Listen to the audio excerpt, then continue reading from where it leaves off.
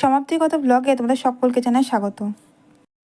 শিবরাত্রি উপলক্ষে কম বেশি আমরা সকলেই কাছাকাছি যে মন্দিরগুলো থাকে বা বেশ প্রতিষ্ঠিত যে মন্দিরগুলো সেখানে গিয়ে আমরা জল ঢেলে আসি। আর যেহেতু আমার বাড়িতেও মহাদেব আছেন আমার ঠাকুর ঘরে, তাই সেদিনকে আমি বাড়িতেও একটু পুজো করেছিলাম মহাদেবের। তো আমার বাড়ির সেই ঠাকুরের পুজোর জন্যই অল্প কিছু আয়োজন করে নিয়েছিলাম, সে ভিডিওটা তোমাদের সামনে তুলে ধরছি। কথাই আছে যে বাবা অল্পতেই সন্তুষ্ট হন, তাই বাবার জন্য সামান্যই আয়োজন করেছিলাম। সামান্য কিছু ফল, সামান্য ফুল, এছাড়াও ঘি, মধু, দই, দুধ, গঙ্গা জল, ফুল, বেলপাতা, চন্দন এইসবই। বাবা যেহেতু গন্ধহীন সাদা ফুল পছন্দ করেন, তাই সেই মতোই জোগাড় করেছি। আর এই সব ফুলগুলোই আমার বাড়ির গাছের ফুল। আমার ছাদে ছোট্ট ছাদ বাগান আছে, সেই গাছেই সেখানেই ফুল এগুলো।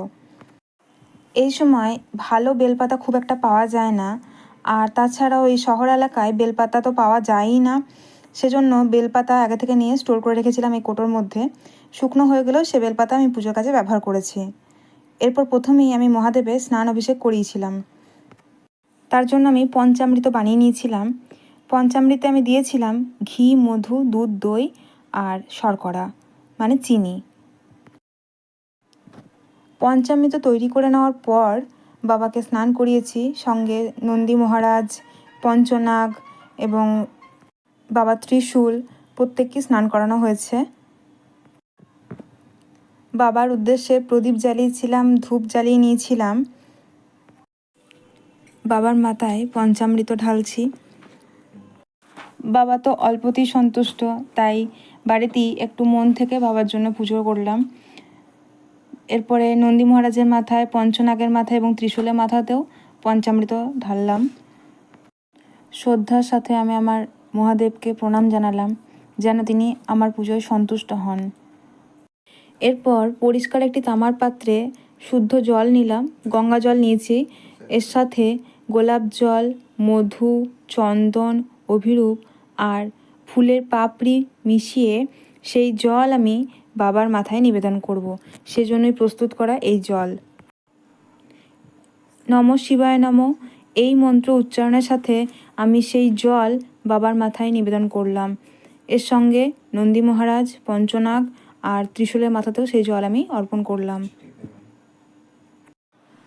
এরপর একটা শুদ্ধ বস্ত্র নিয়ে বাবাকে মুছে নিলাম, সাথে নন্দী মহারাজ, ত্রিশূল এবং পঞ্চনাগকেও মুছে নেওয়ার পরে এই যে জলটা, এটা নিজেদের মাথায় ছিটিয়ে নিয়ে একটু যে কোনো গাছের মাটিতে দিয়ে দেব। এরপর এই পাত্রে বাবাকে বসিয়ে আমি আমার পুজো সেরে নেব, সেজন্য একটু ফুলের পাপড়ি দিয়ে ছড়িয়ে তারপরে বাবাকে এখানে বসালাম। এক এক করে নন্দী মহারাজ, পঞ্চনাগ এবং ত্রিশূলকেও স্থান দিলাম এই পাত্রেই। এরপর বাবার উদ্দেশ্যে একটা পৈতে নিবেদন করলাম। এরপর বাবাকে কেশরী চন্দনের ফোঁটা দিলাম, সাথে নন্দী মহারাজ, ত্রিশূল এবং পঞ্চনাগেও সেই ফোঁটা দিলাম। এরপর বেলপাতা নিয়েছি 3টে, ভালো বেলপাতা, খুঁত ছাড়া। সেই বেলপাতায় চন্দন দিয়ে রাম নাম লিখে সেই বেলপাতার মসৃণ দিকটা বাবার মাথায় অর্পণ করেছিলাম। রাম নাম লেখা বেলপাতা বাবা খুবই পছন্দ করেন, সেজন্য চেষ্টা করেছিলাম পাতাগুলোতে রাম নাম লেখার। এরপর ওই নিখুঁত 3টে বেলপাতা বাবার মাথায় নিবেদন করলাম, যেন বাবা আমার পুজোয় সন্তুষ্ট হন। এরপর বাবার জন্য গন্ধহীন সাদা ফুল চন্দন সহযোগে অর্পণ করলাম। বাবার এই সাদা ফুল অত্যন্ত পছন্দের জিনিস। এছাড়াও নন্দী মহারাজ, ত্রিশূল আর পঞ্চনাগেও আমি ফুল অর্পণ করলাম। ফুল অর্পণ করা হয়ে গেলে এরপর আমি বাবার জন্য কিছু ফল নিবেদন করব। আমি এখানে 3টি ফল নিয়েছিলাম, সেগুলো আমি বাবার উদ্দেশ্যে নিবেদন করলাম।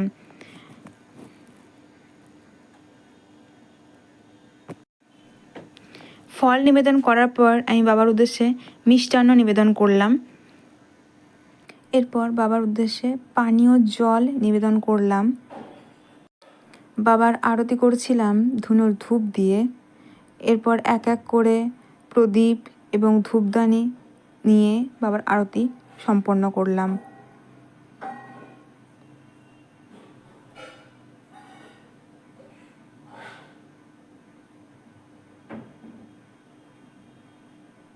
এরপর ধূপের সাহায্যে বাবার আরতি করলাম।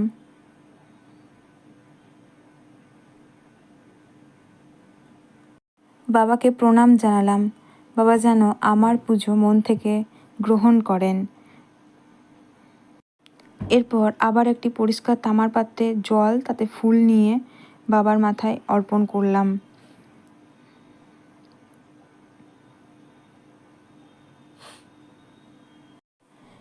এর সাথে আমি আতপ চাল আর দূর্বা অর্পণ করেছিলাম।